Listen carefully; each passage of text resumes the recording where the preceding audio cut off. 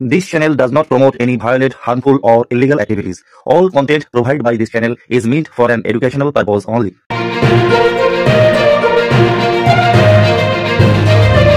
তো সেই সমস্ত তৃণমূল কংগ্রেসের প্রিন্সিপাল আমি সুভাষিস দাকে বলবো মোহনবাগান সব তা আজকে আমাদের এই যে প্রতিবাদ সভা তা আমি কয়েকটা কথা শুধু বলবো। আচ্ছা, এই এলাকার নিম্ন মধ্যবিত্ত সকল মানুষের আপনারা শুধু বিচার করে দেখবেন, পশ্চিমবঙ্গে যত মুখ্যমন্ত্রী আজ পর্যন্ত হয়েছে মমতা বন্দ্যোপাধ্যায় আগে পর্যন্ত, তারা সবাই কিন্তু আপনারা দেখবেন এলিট শ্রেণীর মানুষ ছিলেন। আর মমতা বন্দ্যোপাধ্যায় আমার আপনার খেটে খাওয়া একেবারে মধ্যবিত্ত ফ্যামিলি থেকে লড়াইয়ের মধ্য দিয়ে আমাদের বিধানসভায় হাওড়ার সমস্তটা বিধানসভায় জয়লাভ করেছিলেন। সেই ভাস্কর ভট্টাচার্য মঞ্চে উপস্থিত আছেন, ওনাকেও ধন্যবাদ জানাই। উপস্থিত আছে এই এলাকার অত্যন্ত জনপ্রিয় মানুষ, দলের প্রথম দিন থেকে যাচ্ছে সেই গৌতম দা, ওনাকেও আন্তরিক শুভেচ্ছা জানাই। দল ছাড়াও বিভিন্ন সামাজিক অনুষ্ঠানে মানুষের পাশে থাকেন এবং মানুষকে নিয়ে কাজ করেন, সেই বচ্চন দা, গৌতম চ্যাটার্জিকেও ধন্যবাদ জানাই। মঞ্চে আছে আমাদের 21 নম্বর ওয়ার্ডের দাদা, তিনিও দীর্ঘদিন ধরে তৃণমূল কংগ্রেসের একজন লড়াকু নেতা তথা আমাদের ছাত্র যুবর পাশে থাকার মানুষ স্বপ্নদা আছে। উপস্থিত আছে আমাদের স্বপ্নাদি, যিনি দীর্ঘদিন ধরে মানুষের সাথে থেকে কাজ করার চেষ্টা করছেন, এই স্বপ্নাদিকেও আন্তরিক শুভেচ্ছা ধন্যবাদ জানাই। এবং সুভাষিস দাও আছে মঞ্চে, আছে 48 নম্বরের নেতা তথা আমাদের একনিষ্ঠ কর্মী উত্তাধারা, সমস্ত মানুষের পাশে থেকে আমরা যাতে কাজ করতে পারি সেই চেষ্টাই করি। কিন্তু আমরা দেখছি কি বর্তমান যা পরিস্থিতি আছে, সেই পরিস্থিতিতে দেখেছি বিরোধী দলগুলি মমতা বন্দ্যোপাধ্যায়ের উন্নয়নকে প্রচার না করে মানুষের কাছে যেভাবে পৌঁছে যাচ্ছে যাতে স্তব্ধ হয়ে যায় সেই চিন্তা ভাবনা করছে। আমরা কয়েকদিন আগেই দেখেছেন, আমরা টেলিভিশনের মাধ্যমে জানতে পারি, আমরা দেখতে পারি বিচার ব্যবস্থার প্রতি আমরা আস্থাশীল এবং বিশ্বাস রাখি।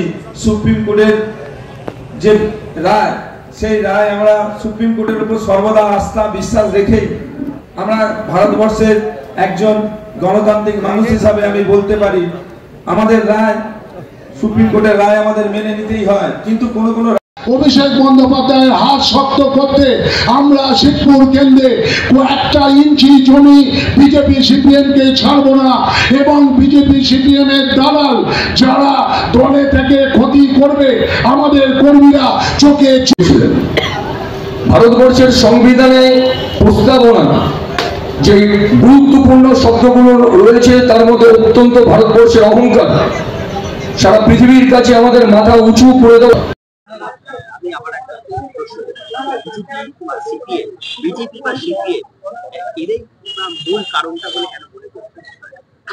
বিজেপি সিপিএম এর চক্রান্ত মানুষের কাছে পরিষ্কার হয়ে গেছে।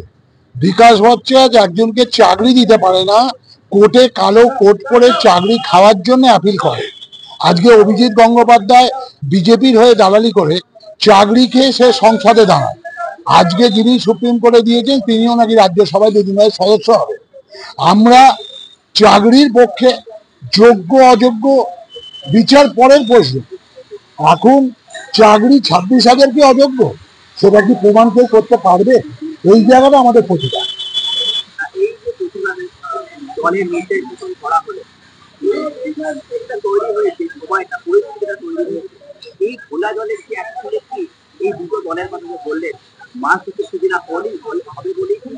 দেখুন, ঘোলা জলে মাছ ধরে লাভ হবে না, মানুষ আমাদের পক্ষে আছে।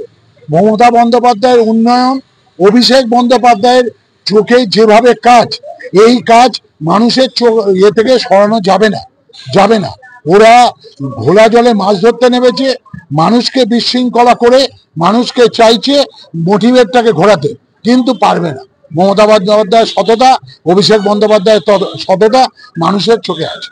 তার জন্য কি এই নির্দেশ মতন, রাজ্যের নির্দেশ মতন, মানে একদম ব্লকে ব্লকে বা কোনায় কোনায় এই পথসভা বা মানুষের কাছে পৌঁছানোটা, ভুল ধারণাটা পৌঁছানোর জন্য অবশ্যই আমরা পথসভার মাধ্যমে মানুষকে সচেতন করব।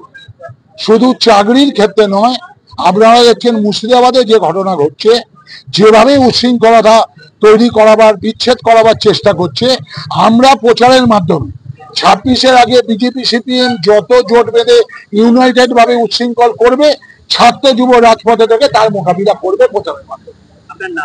আমার নাম গৌতম চ্যাটার্জি, সম্পাদক, হাওড়া জেলা তৃণমূল কংগ্রেস। মূলত আমাদের মাননীয় মুখ্যমন্ত্রী মমতা বন্দ্যোপাধ্যায় এবং আমাদের সেনাপতি অভিষেক বন্দ্যোপাধ্যায় নির্দেশে যে সিপিএম এবং বিজেপি যে গভীর চক্রান্ত করে যে 26,000 শিক্ষককে যেভাবে হেনস্থা করছে, তার বিরুদ্ধে আজ আমরা দিদির এবং অভিষেকদার নির্দেশ মতো প্রতিবাদ সভাটা করলাম। এটা আমাদের শিবপুর কেন্দ্রের 50 নম্বর ওয়ার্ডের কোনা বাজার অঞ্চল। উপস্থিত ছিলেন শিবপুর কেন্দ্রের সকল স্তরের 98 সাল থেকে দল করা বর্তমান প্রজন্ম, কেউ বাদ নেই। সকল স্তরের সকল রকমের নেতৃত্ববৃন্দ আজ আমাদের মধ্যে উপস্থিত আছেন। দেখতেই পাচ্ছেন এখানে যেরকম আমাদের নতুন প্রজন্ম তৃণমূল ছাত্র পরিষদের আমার বোনেরা ভাইয়েরা, ঠিক তেমনি আমার পরবর্তী প্রজন্মের আমাদের সিনিয়র নেতৃত্ব আমাদের গৌতম চ্যাটার্জি, এইরকম সকলকে নিয়ে আমাদের এই পরিবার তৃণমূল কংগ্রেস পরিবার।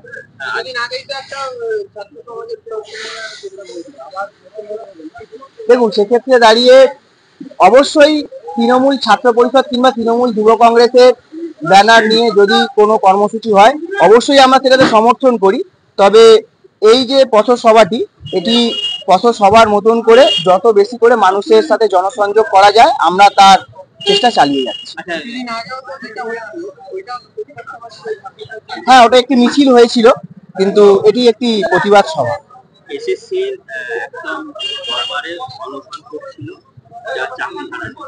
আজকে চাকরি হারানো অনশন এবং জানা যে বিরল যে ইমেজ, রাজ্যকে কাটিয়ে দিয়েছে সেটা এই যে অনুসরণটা পরের কাছে চাপের মধ্যে তারা অনুসরণ প্রত্যাহার করে নিল, সেটা কি মনে করছে যে একটা ভালো দিক, আশার আলোর দিকে যাচ্ছে? দেখুন, আমি এই বিষয়ে বলবো, আমাদের তৃণমূল কংগ্রেস তো একটা শৃঙ্খলা পরায়ণ দল।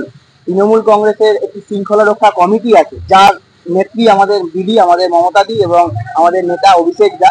সেক্ষেত্রে দাঁড়িয়ে যে বিষয়গুলোর উপরে আমাদের দিদি এবং অভিষেক দা সম্পূর্ণ নজর রাখছে, সেই বিষয়ে আমরা কোনো মন্তব্যই করবো না।